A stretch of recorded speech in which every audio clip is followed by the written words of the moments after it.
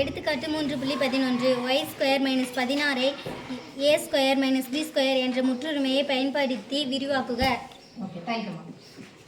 a² - b² formula இப்பதான் படிச்சோம். நீங்க சொல்லுங்க பாக்கலாம். a² - b² ஃபார்முலா சொல்லுங்க.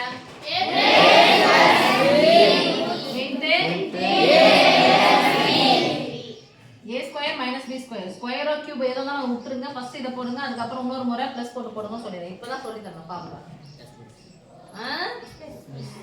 a minus b into a plus b இல்ல a plus b into a minus b மாத்தி மாத்தி பெருமா அதே விட தான் கிடைக்கும். போலாமா? இந்த ஃபார்முலா வேணாம் மிஸ், எனக்கு இப்படியே சொல்லிட்டாங்கன்னா ஒரு நம்பர் இருக்கா, y² இருக்கா, இங்க என்ன இருக்கு, இந்த நம்பரையும் ஸ்கொயரா எழுதணும். எதனுடைய ஸ்கொயர் 16. ஓகேவா? ஈக்குவல்டா மேல அடுக்கு என்ன இருந்தாலும் அப்படியே விட்டுருங்க. விட்டுட்டு மீதி கிட்ட சொல்லுங்க. y² வேணும். y கூட என்ன பண்ணணும், பெருக்கணும் தானே. அப்ப என்ன போடுங்க, இன்ட்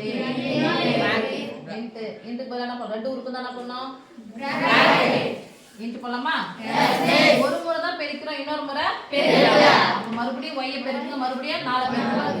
இங்க என்ன வந்திருக்கு, அப்ப ஏற்கனவே மைனஸ் வந்துச்சு. அப்ப என்ன பண்ண கூடாது, குறி மாற கூடாது. ஒரு முறை மைனஸ் போடு, இன்னொரு முறை அவ்வளவுதான்.